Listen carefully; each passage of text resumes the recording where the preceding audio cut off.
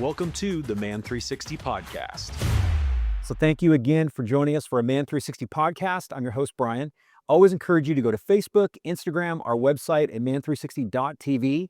You can go to our Contact Us page and let us know how we can possibly do a podcast or maybe talk about a topic that you would like to hear about. And today on the podcast, I have Brandon, formerly pastor. That's right. Yeah. Brad, it's so good to meet you. Hey, good to meet you. Yeah. Good to be on with you. Thank you for being on the podcast. Hey, my pleasure. So I want you to talk about Across Nigeria and what you do. Before we get deep into that, maybe just talk about your background and your history and then how you transitioned to get into what you're doing now. Yeah. So I was a pastor for many years. And, Bless you. Thank you. Yes. Not an easy job. That's serious. So I ended up taking over a church in Connecticut, of all places. Wow. Pretty bigger church. Yeah. And I realized that most of my ministry was really just a work of the flesh. Wow. And God got a hold of my heart. He used different things. One was a month-and-a-half stay in the hospital, ICU. Got my attention. Started to wake me up to the realization that he didn't need me. I needed him. Wow. And that transitioned me to northern Nigeria, of all places. I know that's quite a leap. Wow. But landed in Abuja, Nigeria, and I said, here I am, God, do whatever you want to do.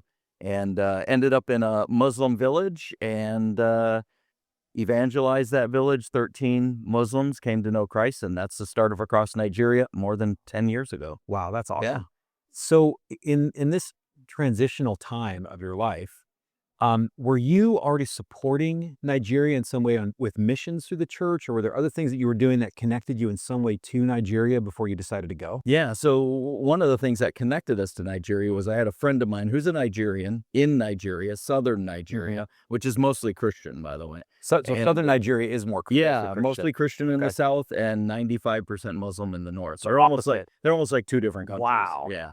And he had a major move of the Holy Spirit. I mean, so many people coming to know the Lord, and he needed to build a church to disciple all of these folks.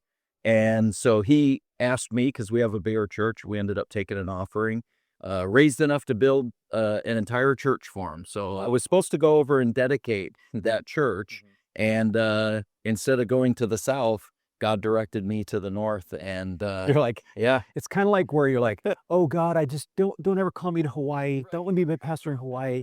It's always like Ottumwa, Iowa, or something out of the middle, or Kansas somewhere. Not anything wrong with Iowa or Kansas if you're a listener. Right. Yeah, it's just a little different than Hawaii. That's a little bit. Yeah. So, in the process of what you do with your ministry, maybe just share about kind of the process and the different arms, essentially, of the pieces or parts that you do for evangelization and some of those things too. Yeah, so we are twofold focus. One is we help persecuted Christians. Northern Nigeria right now is the most dangerous place in the world to be a Christian. More Christians die than anywhere else in the world or are killed in northern Nigeria. Not by small margins. Last year, 72% of all the Christians killed in the world were killed in northern Nigeria. So we go into the hot zones. We call them hot zones or high-risk zones, areas that are controlled by Boko Haram, areas that are controlled by ISIS, the Islamic State of West Africa. And we go into those areas and we'll help persecuted Christians. Sometimes they need to be extracted out of a situation they're in. Most of northern Nigeria is controlled by a very strict form of Sharia law. Yeah. Under Sharia law, if you're a Muslim and you convert to Christianity, under the blasphemy laws, that's a crime punishable by death. So your family can either kill you themselves or they can hire somebody to kill you. I know that sounds like a crazy concept, but it happens all the time in northern Nigeria. So we go in and extract people out of those situations, bring them to our refugee facility. The other part to our ministry is reaching Muslims with the gospel of Jesus Christ. And we do that by showing them the love of Christ. Yeah. We bear the fruit of the Spirit. Fruit is the reproductive organ of a plant. So we believe that's how faith is reproduced. And we go in bearing the fruit of the Spirit, showing the love, joy, peace.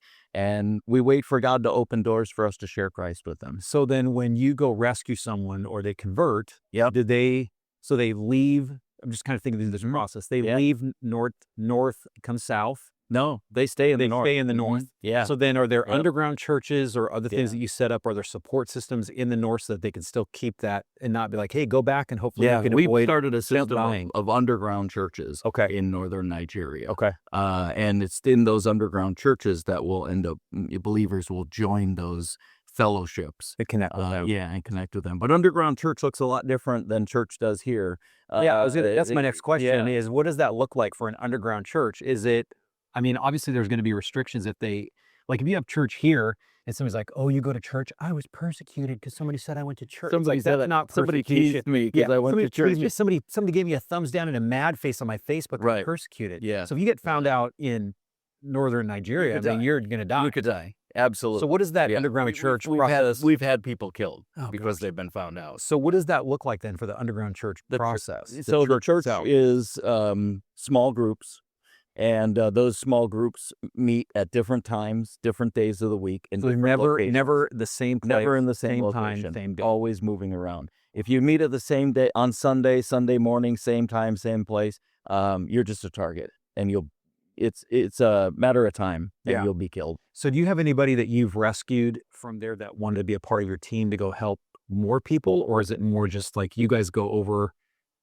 not from Nigeria to go help? Are there other Nigerians that help over there while you're Everyone in our ministry except for me is a Nigerian. There we go. So we have all of our directors over all of our different what would you call it? I guess divisions of links or organization. Okay, We have schools, we have churches, we have Bible Institute, we have radio ministry, and all Nigerians who direct all of those. Wow. Yeah. And in a lot of our evangelists and pastors are former Muslims who've come to Christ through our ministry, have a passion to go back and reach their family, their villages, knowing that they could be killed. Yeah. Well, and it's interesting because they have a knowledge about the culture even more. That's right. Obviously, you have the passion for it, but they even have the knowledge of this is kind of, we need to be careful of this, or even times a day, people to stay away from, even probably facilities or area to stay away from, that they can have that wisdom to help you kind of navigate that. Yeah, I've been doing this for 10 years. I embed myself in the culture. I speak Hausa. I speak the language of Muslims in northern Nigeria. Wow. But still, Nigerians can do the job much better than I can. So how long did it take you to learn the language? 3 years. I studied 3 years the Hausa language. Yeah. Wow.